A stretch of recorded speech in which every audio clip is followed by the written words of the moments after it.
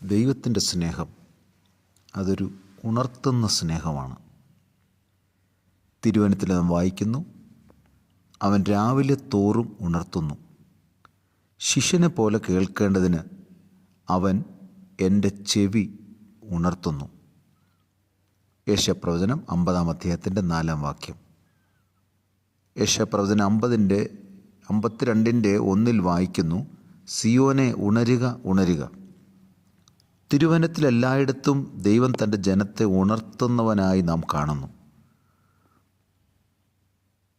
മണവാളൻ വരാൻ താമസിച്ചപ്പോൾ എല്ലാവരും മയക്കം പിടിച്ച് ഉറങ്ങിയെന്ന് നാം മത്തായി സുവിശേഷം 25-ാം അധ്യായത്തിൽ വായിക്കുന്നു. ഒരു ഉറക്കത്തിലേക്ക് വഴുതി വീഴുന്ന സമയങ്ങളാണ് അന്ത്യകാലം എന്ന് ഞാൻ വിശ്വസിക്കുന്നു. എന്നാൽ പരിശുദ്ധാത്മാവ് നമ്മെ ഉണർത്തുന്നവനായ ദൈവമാണ്. ദൈവത്തോടുള്ള സ്നേഹത്തിലായിരിക്കാം, പ്രാർത്ഥനയിലായിരിക്കാം, തിരുവചന ധ്യാനവും അല്ലെങ്കിൽ കർത്താവിനെ സാക്ഷിക്കുന്നതോ അവിടുത്തെ ഹൃദയപൂർവ്വം ആരാധിക്കുന്നതൊക്കെയും നമ്മിൽ നിന്ന് അകന്നുപോയി ഇപ്പോൾ കേവലം അത് ഒരു ചടങ്ങായി തീരുന്ന ഒരു ഉറക്കത്തിൻ്റെ അവസ്ഥയിലേക്ക് നാം വീണുപോയിട്ടുണ്ടെങ്കിൽ ദൈവത്തിൻ്റെ പരിശുദ്ധാത്മാവ് നമ്മെ ഈ സമയത്ത് ഉണർത്തുമാറാകട്ടെ. കേരളത്തിൽ ചില വർഷങ്ങൾക്ക് മുമ്പ് എഴുതപ്പെട്ട ഒരു പാട്ടുണ്ട്. തിരുനാമ കീർത്തനമെന്ന് ആരംഭിക്കുന്ന ആ പാട്ടിൽ പുലരിയിൽ ഭൂപാളം പാടി ഉണർത്തുന്ന കിളികളോടൊന്നു ചേർന്ന് ആർത്തുപാടാം എന്ന ഒരു സ്റ്റാൻസയുണ്ട്. അവിടെ പറയുന്നൊരു കാര്യം, പുലരിയിൽ പാട്ടുകൾ പാടി നമ്മെ ഉണർത്തുന്ന ആ പക്ഷികളുടെ കാര്യമാണ് ആ പാട്ടിൽ എടുത്തു പറയുന്നത്.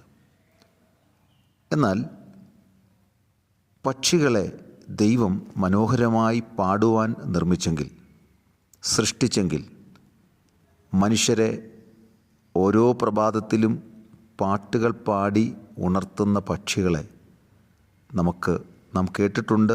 പക്ഷികളുടെ പാട്ടുകൾ കേട്ട് നാം ഉണർന്നിട്ടുണ്ട്. മലയാളത്തിൽ മറ്റൊരു ഗാനമുണ്ട്, മനമേ പക്ഷിഗണങ്ങൾ ഉണർന്ന് പാടുന്നു എന്നൊരു ഗാനം നമുക്കറിയാം, ഒരു പ്രഭാത ഗീതം. എന്നാൽ ദൈവത്തിൻ്റെ പരിശുദ്ധാത്മാവിനെ നമ്മുടെ ഉള്ളിൽ തന്ന് പ്രഭാതത്തിൽ മാത്രമല്ല, ഈ ലോകയാത്രയിൽ പരദേശ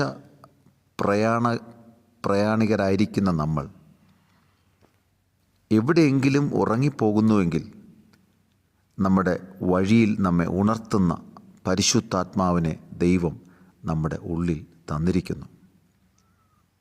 ഉത്തമഗീത പുസ്തകങ്ങളിൽ വായിക്കുമ്പോൾ ആ മണവാട്ടി പലപ്പോഴും ഉറങ്ങിപ്പോകുന്നതായി കാണുന്നു. അപ്പോഴെല്ലാം പ്രിയൻ്റെ ശബ്ദം അവൾ കേൾക്കുകയാണ്, എൻ്റെ പ്രിയെ എഴുന്നേൽക്ക, എറൈസ് മൈ ബിലവഡ്, എൻ്റെ സുന്ദരി വരിക.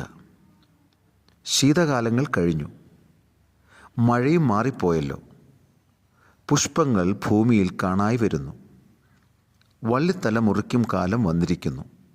കുറുപ്രാവിൻ്റെ ശബ്ദവും നമ്മുടെ നാട്ടിൽ കേൾക്കുന്നു. കുറുപ്രാവിൻ്റെ ശബ്ദം പുതിയ നിയമത്തിൽ പരിശുദ്ധാത്മാവിൻ്റെ ഉണർത്തുപാട്ട് ആണെന്ന് ഞാൻ വിശ്വസിക്കുന്നു. ദൈവമേ, എന്നെ സഹായിക്കണമേ. ഉറക്കത്തിലേക്ക് വഴുതി വീഴുകൊണ്ടിരിക്കുന്ന എൻ്റെ ആത്മീയ ജീവിതത്തെ അവിടുന്ന് ഉണർത്തണമേ എന്ന് ഇപ്പോൾ പ്രാർത്ഥിക്കാം.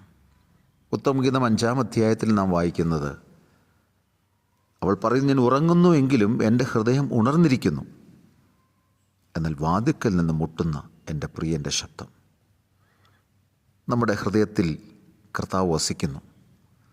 എന്നാൽ കർത്താവിനോടുള്ള ഒരു ആത്മീയ കൂട്ടായ്മയിലേക്ക്, ഒരു കമ്മ്യൂണിയൻ, ഒരാത്മാവിൻ്റെ കൂട്ടായ്മയിലേക്ക് കർത്താവ് ഈ സമയം നമ്മെ ഉണർത്തട്ടെ. അവിടുത്തെ സ്നേഹം ഒരിക്കലും അസ്തമിക്കുന്നില്ല. അത് ഓരോ പ്രഭാതത്തിലും പുതിയതാണെങ്കിൽ, പുതിയ നിയമത്തിൽ നമ്മുടെ ഉള്ളിൽ പരിശുദ്ധാത്മാവിനെ തന്നിരിക്കുന്ന ദൈവത്തിൻ്റെ ശബ്ദം നമ്മൾ കേൾക്കും.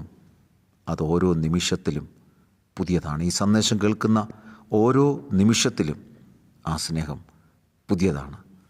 ആ സ്നേഹം നമ്മുടെ ഹൃദയത്തെ ഉണർത്തട്ടെ. അധരങ്ങളിൽ നിന്ന് ഹൃദയപൂർവ്വമായിട്ടുള്ള ഗാനങ്ങൾ ഇന്ന് പകൽ കർത്താവിനായി പാടാം. ദൈവം നമ്മെ സഹായിക്കട്ടെ. ആമേൻ.